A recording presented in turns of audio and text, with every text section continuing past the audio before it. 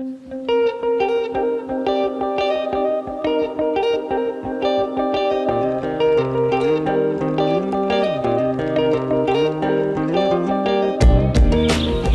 qua davanti alla fioritura, adesso poi mi avvicino così la vediamo un po' più nel dettaglio, la fioritura dell'Angraecum didieri, questa pianta che arriva dal Madagascar, è una pianta che vive in Madagascar nella parte sud orientale e nella parte centrale di quest'isola meravigliosa che è stata pesantemente deforestata nel corso del secolo scorso. Il Madagascar ha perso, se non sbaglio, il 90% della sua copertura vegetale per via della deforestazione e quindi una grande estinzione anche di diversi organismi vegetali e animali molto interessanti. Questo è l'Angraecum didieri, un'orchidea epifita che vive sui tronchi degli alberi fino a 1500 metri di altezza. Gradisce una temperatura diciamo calda, assolutamente calda perché è una pianta tropicale, però gradisce anche un po' di freschezza nelle ore serali e notturne e questo può stimolare a volte anche la fioritura, questo passaggio da temperature fresche a temperature calde poi durante il giorno. La pianta è stata descritta nel 1915, probabilmente prima di questa deforestazione massiccia di quest'isola per utilizzare legname, creare pascoli ed altro. In quell'epoca il Madagascar doveva essere un qualcosa di interessante perché, come succede nelle isole, gli organismi si sviluppano un po' a sé e quindi molti organismi, molti vegetali, molti animali che si trovano in un'isola a volte non crescono proprio in nessun'altra parte del mondo perché è proprio un luogo isolato in cui l'evoluzione lavora proprio per conto suo, creando delle caratteristiche specifiche sia nei vegetali che negli animali. Questa è una pianta a sviluppo monopodiale, quindi con un piede solo, e presenta poi nel corso della crescita, nel corso degli anni, diverse diramazioni poi della vegetazione. Guardiamo da vicino l'Angraecum didieri perché è un piccolo gioiello, è un'orchidea che è abbastanza facile trovare in coltivazione, in vendita, e quindi possiamo portarci a casa veramente una piccola perla, un piccolo gioiello di quest'isola meravigliosa che è il Madagascar.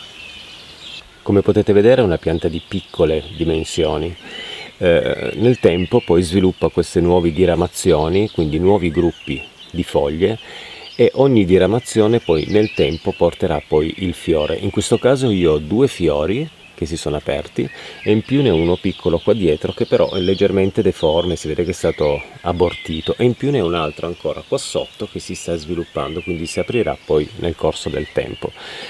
La durata di questi fiori è di qualche settimana, poi cominciano a ingiallire, ma la nuova fioritura mi garantirà uno spettacolo che si prolunga poi nel tempo.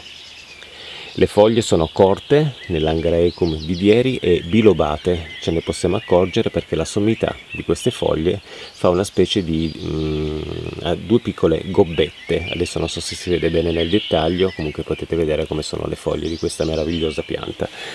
L'Angraecum didieri è una pianta che si confonde con altre 2 specie di Angraecum perché sono molto molto simili.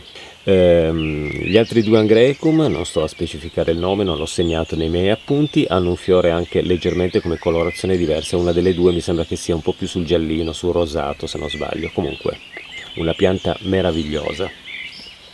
La crescita dell'Angraecum didieri a volte è abbastanza snervante perché è una pianta che va in blocco facilmente con degli errori di coltivazione, è una pianta che di per sé ha una crescita abbastanza lenta e quindi per ottenere un esemplare adulto, se l'abbiamo comprata molto piccola che arriva alla fioritura, bisognerà veramente attendere tantissimo, bisognerà attendere degli anni.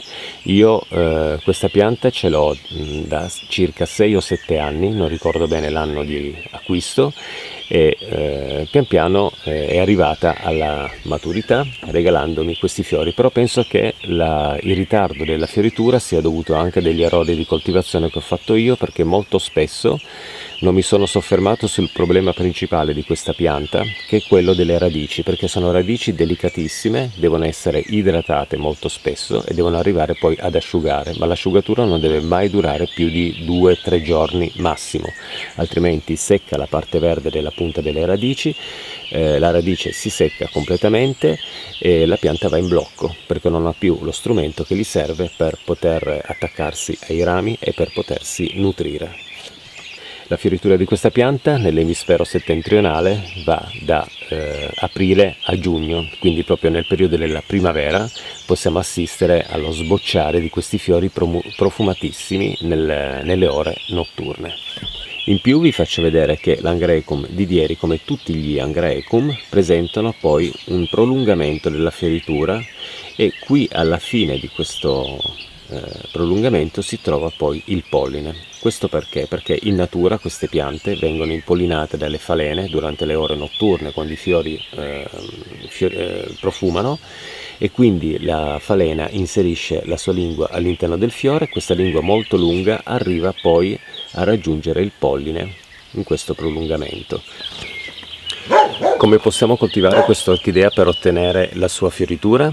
È un'orchidea facile da coltivare, ma bisogna prestare attenzione a degli elementi molto importanti che sono le bagnature, perché è una pianta che vive in un luogo tropicale dove viene idratata puntualmente e successivamente si asciuga, ma dopo poco tempo arrivano subito delle nuove piogge oppure un'umidità che idrata le radici di questa pianta. Questo lo possiamo fare in casa nella coltivazione con delle vaporizzazioni abbastanza frequenti, anche in estate 2 volte al giorno, sempre con acqua tiepida. L'Angraecum didieri è una pianta che gradisce un'illuminazione fortissima.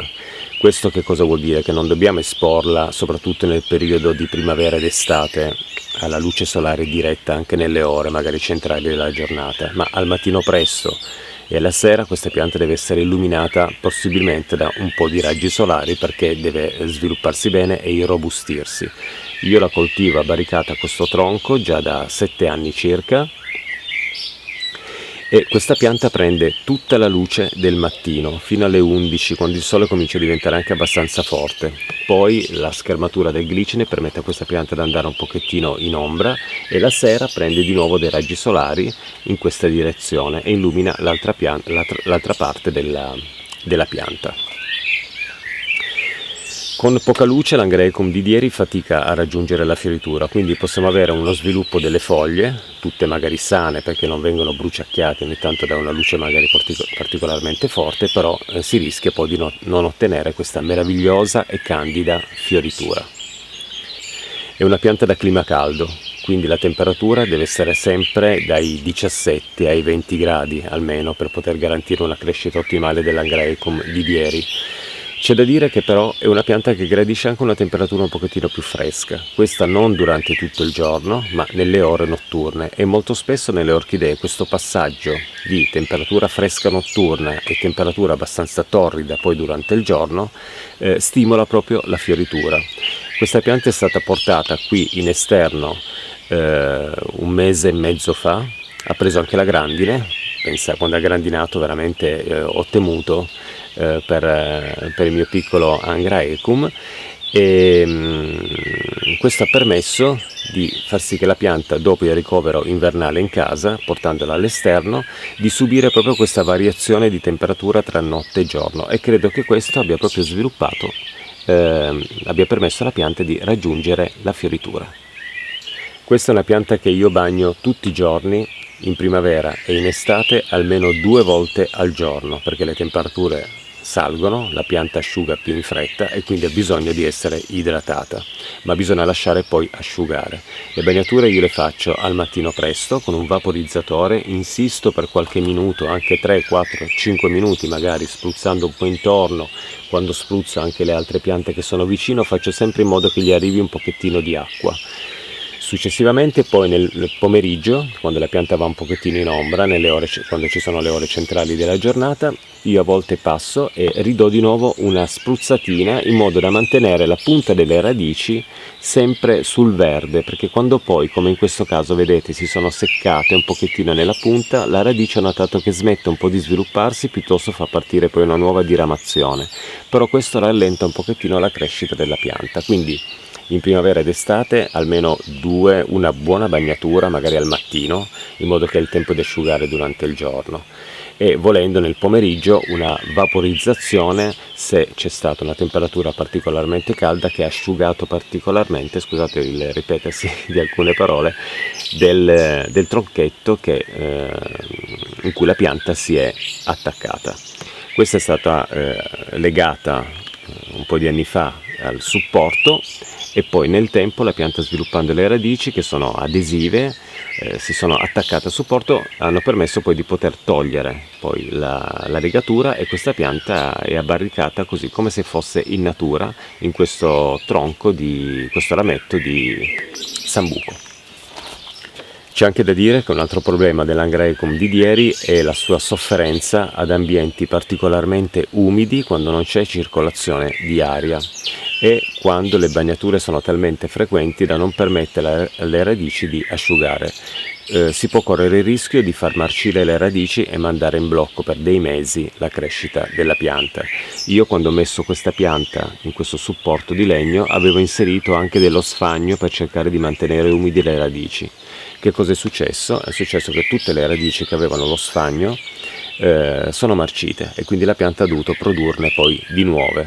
Un po' di sfagno possiamo inserirlo tra la pianta e il tronchetto quando la mettiamo su zattera, ad esempio, in modo da far sì che la parte centrale della pianta sia leggermente umida, ma ricordiamoci sempre di far asciugare anche questo sfagno durante una bagnatura e l'altra. Come terriccio, nella coltivazione in vaso dell'Angraecum, il bark, la corteccia di pino che si usa nelle orchidee, deve essere di pezzatura medio-grande, perché deve passare dell'aria in mezzo. Se sistemiamo l'Angraecum in un terriccio all'interno di un vaso di plastica molto compatto, poco arioso, rischiamo di veder marcire tutte le radici e rischiamo di perdere poi anche questa pianta. Quindi in vaso mettiamo del bark, corteccia di pino, che sia abbastanza grande, in modo che si creano degli spazi all'interno dove possiamo inserire magari anche della perlite o del carbone vegetale, sarebbe veramente ottimo, dei pezzettini di carbone vegetale, in modo da disinfettare, purificare un pochettino l'interno, perché sappiamo che il carbone tende ad assorbire tutte le sostanze in più, tutte quelle che si accumulano, come ad esempio un abuso di concime. Quindi il carbone può venirci incontro in questo caso, proprio per cercare di mantenere un terriccio sano nella coltivazione dell'Angraecum. Quando la coltiviamo in zattera, come in questo caso un tronchetto di sambuco, allora possiamo semplicemente legarla e la pianta poi nel tempo aderirà al supporto con le sue radici. Vedete che ce n'è veramente tantissime, si sono sviluppate e sono molto contento, sono quasi tutte sane, qualcuno ha un po' patito, qualche errore mio di coltivazione, però diciamo che il resto delle radici è abbastanza sano, e me ne accorgo per il fatto che hanno questo colore grigio leggermente chiaro, un po' argentato. Nella bagnatura poi le radici diventano verdi e asciugando diventano chiare e argentate, quindi questo ci fa capire quando la pianta è pronta poi a ricevere una nuova bagnatura. Per quello che riguarda le concimazioni, ci sono persone che concimano in maniera specifica ogni tipo di orchidea con dei concimi con delle caratteristiche precise. Io questo con le mie orchidee non l'ho mai fatto, perché non sono un coltivatore di orchidee, ne ho alcuni esemplari di orchidee qui in coltivazione, però solitamente uso quasi sempre lo stesso concime per tutte. Quando devo concimare delle orchidee, come ad esempio una Cattleya, che è una pianta un pochettino più robusta, allora lì uso magari la dose indicata nel flacone, o magari ne tolgo un pochettino, diluisco un po' di più. Su piante delicate vado quasi sempre a fare metà della dose del concime, in modo da non creare danni alle radici, perché l'Angraecum, come ad esempio anche la Stanopea, è un'orchidea che patisce tanto l'accumulo di sali nei supporti dove è abbarricata o all'interno del suo vasetto di plastica con il bark. Quindi questo accumulo di sali rischia poi di bruciare le radici. È molto importante quindi bagnare la nostra pianta, idratarla bene, concimarla solo quando le radici sono idratate, mai a radici asciutte, e successivamente fare una serie di bagnature senza concime, in modo da far sì che tutti i sali di accumulo del concime vengano poi dilavati con delle bagnature normali, possibilmente magari con acqua piovana, e l'acqua delle bagnature deve essere tiepida o a temperatura ambiente. Non bagniamo mai le orchidee e soprattutto l'Angraecum con un'acqua fredda. Vi dico questo perché l'Angraecum sesquipedale che ho in un altro vaso 4-5 anni fa ha ricevuto la grandine, l'avevo tenuta fuori, ha grandinato tantissimo, il vaso si era riempito di blocchetti di ghiaccio, ha raffreddato tutto il terriccio all'interno del vaso con quest'acqua fredda dovuta proprio dai chicchi di grandine, e l'Angraecum sesquipedale è andato in blocco totale praticamente per 6 mesi. Non ho più visto una radice nuova, non ho più visto una foglia nuova, quindi sempre acqua tiepida o a temperatura ambiente per le orchidee di clima tropicale. È una pianta che sopporta anche dei piccoli errori di coltivazione e si riesce anche a recuperare abbastanza, anche se ci vuole poi del tempo. La sensibilità di questa pianta è abbastanza alta a quelli che sono, come dicevo, gli errori di bagnatura, e quindi ricordo sempre di mantenere le radici umide ma farle asciugare e non aspettare troppo poi a ribagnarla. È vero, solitamente nella coltivazione delle orchidee si dice che quando uno ha voglia di bagnare un'orchidea è meglio che aspetta il giorno dopo, in modo da ritardare un pochettino la bagnatura e far sì che la pianta poi non marcisca nelle sue radici. Nel caso dell'Angraecum didieri non aspettiamo mai più di 2 giorni, 3 giorni, perché poi la punta delle radici si secca, non è più verde, e la radice si ferma e fa partire poi nel tempo una nuova diramazione, una nuova radice, oppure la pianta stessa ne sviluppa dal centro una nuova, ma questo fa sì che la pianta si blocca un pochettino e quindi fatica un po' a raggiungere la maturità per ottenere i suoi bellissimi fiori bianchi. È una pianta che patisce il rinvaso. Quando noi la acquistiamo cerchiamo di capire subito dove vogliamo coltivarla, in modo da non disturbarla più. Questa piccolina l'ho acquistata in un piccolo vasetto e l'ho subito sistemata in questa sezione di ramo di sambuco. Non è più stata spostata da qui e la pianta si è sviluppata nel corso del tempo. Dei rinvasi frequenti per errori di coltivazione, per cambiare il modo di coltivazione, possono mandare in blocco la pianta e a volte anche rischiamo di farla morire, proprio perché non sopporta essere rinvasata. Quindi molta attenzione nel maneggiare l'Angraecum didieri. Bene, spero di aver detto tutto su questa meravigliosa orchidea. Ci tenevo da tanto tempo a farvi vedere la sua fioritura. Quest'anno ho avuto questo regalo dalla natura e da questa meravigliosa pianta. Spero di aver detto tutto, ho preso degli appunti. Se c'è qualcosa che magari mi sono dimenticato di dire potete scriverlo nei commenti, così affrontiamo magari una discussione sulla coltivazione di questa meravigliosa orchidea Angraecum didieri. Ciao a tutti, ci vediamo ad un prossimo appuntamento in giardino. Ciao ciao!